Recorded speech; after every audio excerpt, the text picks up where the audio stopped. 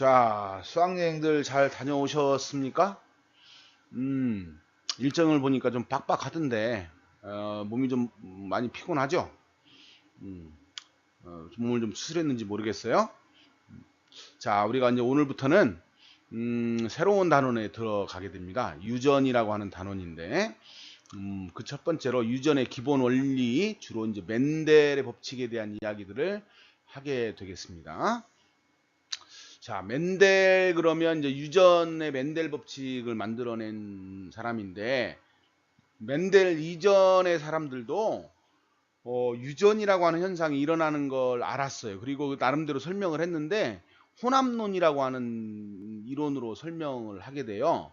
그런데 이 혼합론이라고 하는 걸 보면은 기본 원리가 부모로부터 물려받은 유전 영질이 고루 혼합되어 자손에서 나타난다 이렇게 설명을 하고 있는데 이게 무슨 얘기냐면 예를 들어 엄마가 하얀 형질을 물려주고 자손에게 아버지가 빨간 레드 형질을 물려주면 자식은 그의 이것이 섞여 가지고 예를 들어서 핑크색 하얀색하고 빨간색을 섞은 핑크색 같은 새로운 유전자가 만들어진다 이런 설명이에요. 밑에 이제 그림을 보시면 이렇게 하얀 형질과 보라색 형질의 꽃을 교배하면 이렇게 중간적인 형질을 갖게 된다는 거죠. 그런데 이 그림에서도 나타났지만 이게 대를 자꾸 거듭할수록 색깔이 어떻게 돼요? 비슷비슷해져서 나중에는 결국은 같아지게 되는 문제점이 생겨나게 됩니다. 그래서 멘델은 이렇게 유전인자가 대를 거듭해도 변하지 않으려면 유전인자가 대를 이어서 계속 전달되더라도 변하지 않을 거라는 생각을 하게 됩니다.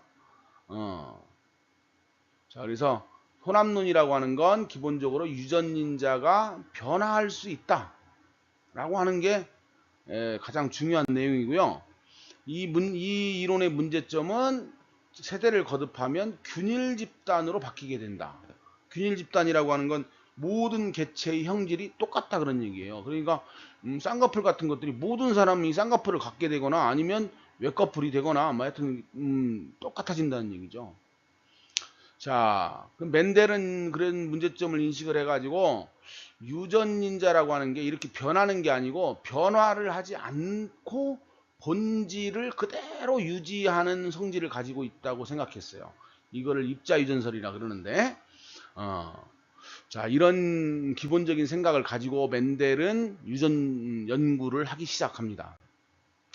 자, 이 멘델 법칙을 이해하기 위해서는 우리가 몇 가지 기본적인 개념을 이해를 해야 되는데, 우리가 형질이라고 하는 이런 말이 있어요. 형질은 여러분들이 이제 보면 여러분들마다 그 특성이 나타나죠. 예를 들어서 뭐 쌍꺼풀이 있다, 코가 오똑하다, 머리가 뭐 갈색이다, 뭐 이런 것들이 전부 다 개체마다 가지고 있는 특성들이 형질이에요.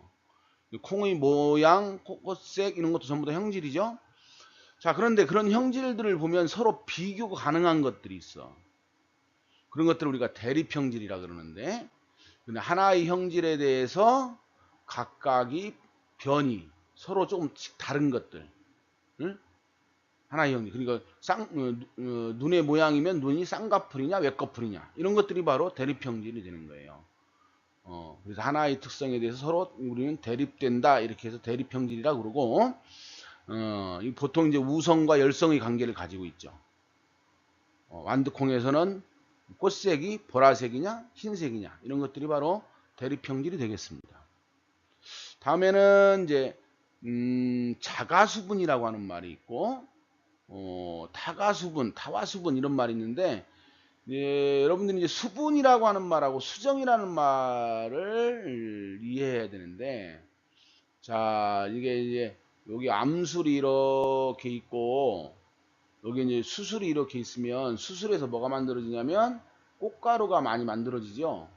이 꽃가루가 바람에 날라와서 붙거나 아니면 곤충들의 날개에 붙어서 오거나 여기 암술의 머리에 이렇게 앉는 걸 수분이라 그래.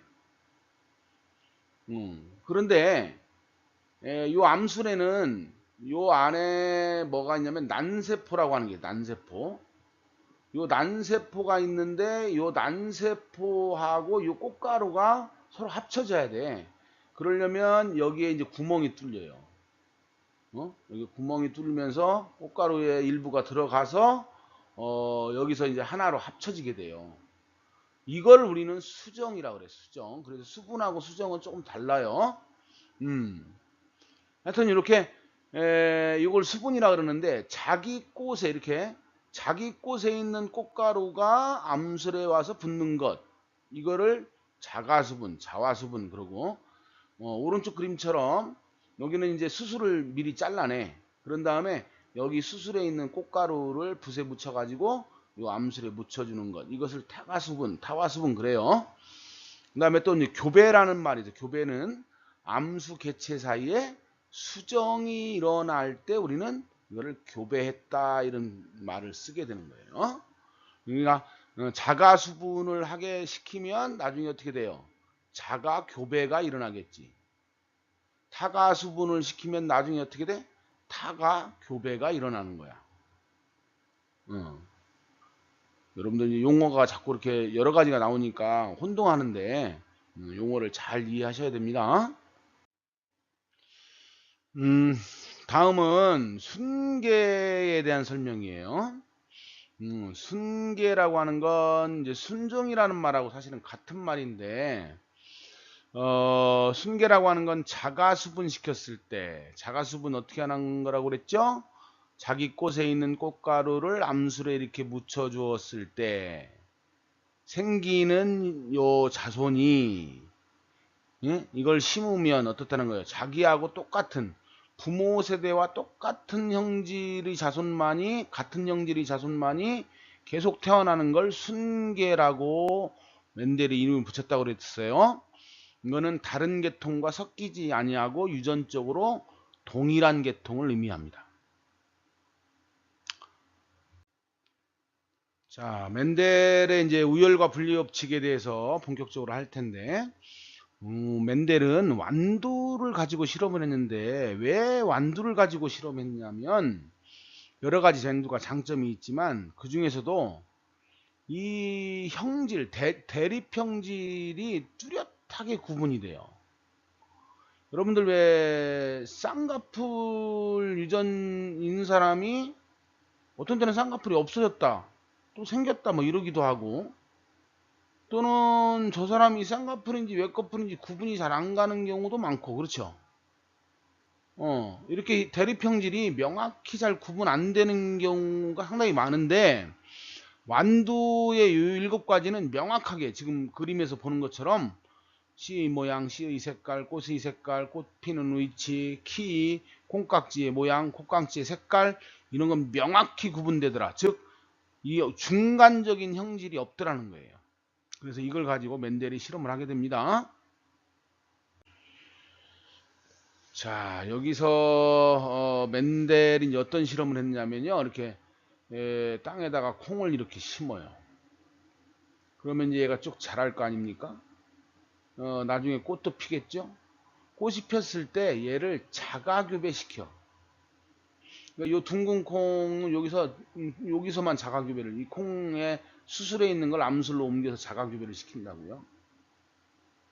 자, 그리고 나서 이제 무슨 콩이 열리는지 봤더니 이렇게 둥근 콩을 심은 것 중에는 어떤 건 둥근 콩만 열리는데 어떤 건 둥그런 거하고 쭈그러진 걸 같이 열리더라 그런 얘기예요. 근데 쭈그러진 거는 항상 쭈그러진 것만 열려요. 그래서 요 두 개는 아까 멘델 얘기했던 이걸 순계라고 멘델이 이름을 붙인 거야. 순계. 예. 그래서 멘델은 이 순계를 굉장히 소중하게 생각을 했다 그래요. 자, 이렇게 이제 순계를 얻은 다음에 멘델은 순개인 둥근콩과 순개인 쭈구렁탱이 콩을 서로 교배를 했는데 타가수분 시킨 거죠. 타가수분. 여기 있는 꽃가루를 여기 있는 암술에 이렇게 묻혀준 거야. 그리고 나서 어떤 콩이 열리는지 본 거죠. 그랬더니 항상 둥근 콩만 열리더라는 거지. 그래서 멘델은 여기서 이제 아까 얘기했지만 유전인자가 변하지 않을 거라고 본 거예요. 그러면 여기 있는 둥근 콩 유전자가 자손에게 전달됐는데 얘가 변하지 않으려면 그대로 있어야 될 거 아니에요. 그런데 둥근 콩 유전자 이쪽에서 보내준 거는 나타났으니까 있는 걸 알겠는데 요 쭈구렁탱이 유전자가 여기 와가지고 얘가 있는데 안 나타난 건지 얘가 없어진 건지 알 수가 없잖아요. 이것만 가지고는. 그래서 얘를 자가수분을 시킨 거야. 그랬더니 뭐예요? 둥근 콩과 쭈구렁탱이 콩이 3대1의 분리비로 열리더라는 거죠. 여기서 요 1이라고 하는 요 쭈구렁탱이 콩이 나왔다라고 하는 게 사실은 중요한 거예요. 이걸로 미뤄봐서 얘가 어떻다는 거예요? 얘가 없어지지 않고 그대로 있다가 자손에게 전달됐다는 거죠. 그래서 유전인자가 변하지 않는다라고 하는 걸 이제 확실하게 신념을 갖고 멘델은 이런 가설을 이제 신념을 갖고 이제 다른 것들도 실험을 해보는 거죠. 여러분들 교과서에 나오면 보면 7가지 형질에 대해서 다 똑같은 실험을 한 거예요. 그래서 키가 큰 것과 작은 것을 교배했더니 F1에서는 전부 여기서 F1이라고 하는 건 부모 세대를 P세대, 그 다음에 자손 1세대를 F1, 자손 2세대를 F2 그래요. 그래서 이제 요걸 자가수분 시켰더니 여기서도 3대1이 나오는 거야. 3대1이. 예. 그래서 이제 다른 7가지 형질을 다 해봐도 똑같이 결과를 얻게 돼요. 그래서 멘델은 이런 가설을 세우죠. 여기서 단성잡종의 유전에 대한 멘델이 가설을 했는데 단성이라고 하는 건 하나의 형질만 가지고 그러니까 콩의 모양이면 모양, 꽃의 색깔이면 색깔 이거 한 가지만 가지고 잡종을 만들어서 연구한 것에 대한 가설을 세운 거예요. 첫째로 멘델은 이제 유전인자가 변함이 없는 단위라고 하는 걸 확신하게 됩니다. 그리고 이 변함이 없는 단위를 아버지가 자손에게 하나를 주고 엄마가 자손에게 하나를 주면 몇 개를 갖게 돼요? 2개를 갖게 되죠. 그래서 한 개체는 특정 형질, 콩의 모양이면 콩의 모양, 꽃의 색깔이면 꽃의 색깔, 요걸 결정하는 유전자가 2개 있다라고 하는 거예요. 한 개체 안에 이게 2개가 들어있다. 그리고 각각은 부모로부터 하나씩 물려받은 거다. 이런 생각을 하게 됩니다. 자, 그럼 2개가 같이 있을 때 어떤 게 나타나느냐라고 하는 걸 가설을 세우죠. 그래서 이제 물론 2개가 똑같은 것이 있으면 문제가 안 되는데 2개가 서로 다른 것이 있을 때, 즉 콩의 모양을 결정짓는 여기 특정 형질을 결정짓는 이란 말은 콩의 모양을 결정짓는 대립유전자가 서로 다를 경우, 그러니까 둥근 것과 쭈그러진 것이 같이 있을 경우 나타나는 거를 뭐라 그래요? 우성이라 그러고 나타나지 않는 걸 열성이라 그랬죠. 열성. 그래서 이제 이 우성이 열성인자를 억제함으로써 우성인자만 나타난다. 이거 바로 우열의 법칙이 되는데 이런 가설을 세워요. 자, 다음에 4번째. 대립유전자는 생식세포를 형성할 때 분리돼서 같이 있던 게 그러니까 서로 다른 둥근 것과 쭈그러진 것이라고 하는 대립유전자가 생식세포를 만들 때는 분리된다. 따로 분리돼서 각각의 생식세포로 들어갔다가 이게 다시 수정하게 되면 다시 쌍을 이룬다라고 하는 게 분리의 법칙이죠. 자, 이런 가설을 세우게. 그래서 멘델은 아까 자기가 실험한 요 내용을 자기가 세운 가설을 근거로 설명해 보기 시작해요. 그래서 멘델은 이제 그 기본적으로 유전인자가 2개가 있다 그랬지. 한 개체가 가지고 있는 게 한 형질에 대해서 두 개를 가지고 있는데 그게 우성과 열성으로 돼 있고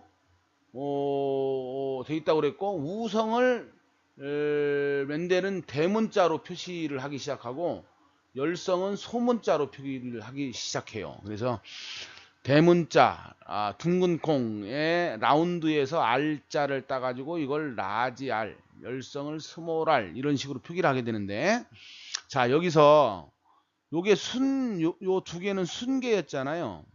그러니까 얘는 항상 둥근 콩을 심으면 항상 둥근 콩만 열리니까 이 두 개가 어떻다는 거야? 똑같다는 거 본 거예요. 라지 R 두 개가 있다라고. 얘는 스몰 R이 두 개가 있다 이렇게 본 거예요. 그러면 얘들이 자손을 만들 때 얘가 어떻게 되느냐라고 하는 건데, 우리가 이제 언뜻 생각하기에는 라지 R 두 개 다 주고 스몰 R 두 개 다 주면 이렇게 이제 갖게 된다고 생각을 하는데, 멘델은 이렇지 않을 거라고 본 거예요. 이게 반씩 나뉘어진다라고 본 건데, 멘델은 이 논문을 발표한 게 1868년이거든요. 그런데 감수 분열을 관찰한 건 그로부터 20년 후예요. 20년 후에 감수 분열이라고 하는 걸 처음으로 알아내. 근데 멘델은 이 20년 후에 알아낸 감수 분열을 미리 설명했던 거지, 여기서.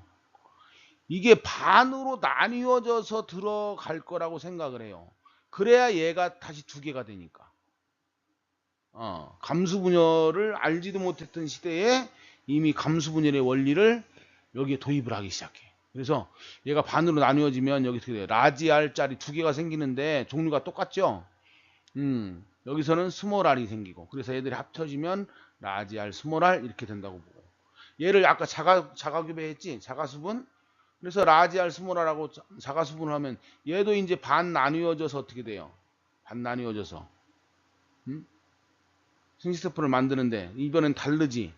얘가 라지 R, 스몰 R 두 종류의 생식세포를 만들고 얘도 라지 R, 스몰 R 만든다. 그러면 이게 수쿠루고 이게 암쿠루면 여기 있는 꽃가루가 얘가 두 개가 꽃가루겠지? 얘는 난세포고 암쿠루의 난세포. 그러면 이 꽃가루가 암술에 있는 난세포에 가서 얘가 결합할 수도 있고. 그러면 뭐가 돼요? 라지 R, 라지 R이 되지. 얘가 날아가서 얘하고 결합할 수도 있지. 그러면 라지 R, 스몰 R. 이번에는 요게 날아가서 얘하고 결합하면 라지 R, 스몰 R. 얘가 날아가서 얘하고 결합하면 스몰 R, 스몰 R 이렇게 되잖아요. 자, 그러면 어떻게 된 거야? 자, 여기 봐. 아까 여기가 둥근 콩하고 쭈그러진 콩을 교배하면 뭐가 나온다 그랬어? 둥근 콩만 나온다 그랬죠? 이때 어떻게 멘델은 이 두 개 중에 여기서 이제 라지 R 받고 여기서 스몰 R 받았는데 이게 우성이기 때문에 둥근 콩이 된다. 이게 바로 우열의 법칙이지. 우열의 법칙을 설명한 거예요, 여기서. 두 개가 같이 있는데 이것만 나타났다. 이게 우열의 법칙이고요. 자, 얘를 자가교배 시켰을 때 얘가 반 나뉘어져 가지고 각각의 생식세포로 들어간 다음에 이게 이제 합쳐지는 건데, 자, 이렇게 해서 만들어진 경우수가 이렇게 네 가지가 나왔잖아요. 그럼 어떻게 돼요? 이거 둥근 거, 이거 둥근 거, 이거 둥근 거죠. 얘만 쭈구렁탱이가 되지. 그러면 둥근 거하고 쭈구렁탱이가 겉으로 드러난 걸 표현형이라 그러는데 표현형이 뭐예요? 3대 1이 되죠. 3대 1. 그렇죠? 3대 1이 됩니다. 아까 실험에 의해서도 3대 1이 나왔지. 그러니까 실험에 의해서 나온 값과 자기가 세운 가설을 통해서 이론적으로 전개한 값이 어떻게 일치하지? 그러니 맨델이 얼마나 기뻤을까? 굉장히 뜻뜻이 기뻤을 거예요.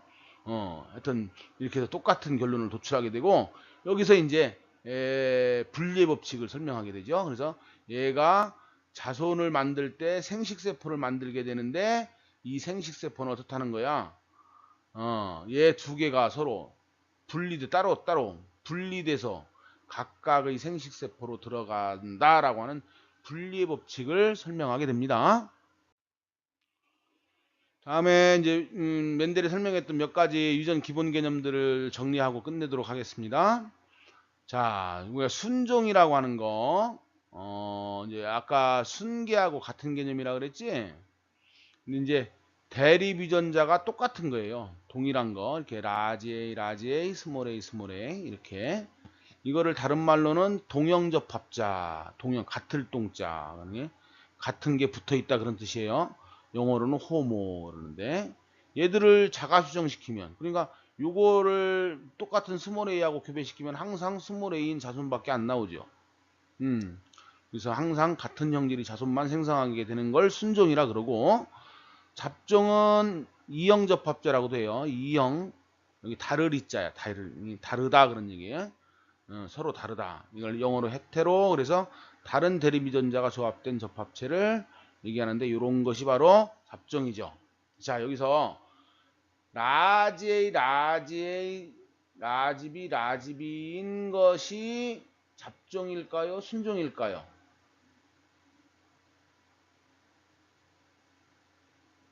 결정하셨어요? 이건 순종입니다. 순종. 왜냐면 지금 대립 유전자는 얘하고 얘는 대립 유전자, 얘하고 얘들은 같은 형, 얘는 뭐야? 예를 들면 콩의 모양이면 얘가 콩의 모양을 결정하는 유전자잖아요. 얘는 꽃의 색깔을 결정하는 유전자. 이렇게 다르단 말이에요. 그러니까 얘하고는 당연히 달라야 돼. 얘하고는 당연히 달라야 된다고. 같을 수가 없죠. 그러니까 요거 같은 형질을 지배하는 두 개의 유전자가 이렇게 같을 때 순종이라고 그러는 거예요. 그럼 이건 순종이에요. 그럼 이건 어떨까요? 라지 A, 스몰 B. 이것도 순종이죠. 얘가 같고 얘가 같으니까. 어? 잡종은 어떤 거예요? 이런 게 잡종이라고 그러죠. 이런 거. 얘가 다르잖아요. 이건 또 다 다를 수도 있죠. 이렇게. 이런 것들이 바로 잡종입니다. 다음에 우성이라고 하는 게 아까 뭐였어? 이형접합자. 잡종이죠. 잡종에서 나타나는 건 우성. 대문자로 표기하죠. 나타나지 않는 건 열성. 소문자로 표기합니다. 그래서 표현형이라고 하는 말이 또 나오는데, 표현형은 아까 콩의 모양이 둥글다 그랬는데 이건 표현형이죠. 겉으로 관찰할 수 있는 거예요. 근데 둥근 게 라지알도 있고 라지알 스몰 R도 있잖아. 그러니까 표현형은 같지만 유전 인자형은 다를 수 있죠. 유전 인자형은 아까 둥근 거하고 자가 교배했을 때 라지알, 스몰 R, 라지알, 스몰 R 나왔을 때 얘들 세 개가 모두 둥근 거니까 표현형의 B는 3대 1이지만 이 표현형의 B죠. 유전 인자형의 B는 어떻게 돼요? 얘 하나, 얘 두 개, 얘 하나. 1대 2대 1이 나오지? 예. 그래서 표현형이라고 하는 거 같은 표현형이지만 인자형은 다를 수 있다라고 하는 거 꼭 기억하셔야 됩니다. 자, 오늘 내용이 좀 어려웠을 텐데요. 자, 이해가 안 가면 꼭 다시 한번 보든지 교과서를 읽든지 하셔야 됩니다. 왜냐하면 이 단어는 앞으로 여러분들이 뒷부분을 이해하려면 반드시 알아야 되는 내용이에요. 아주 기본이 되는 단어입니다. 자, 오늘도 수고 많으셨습니다.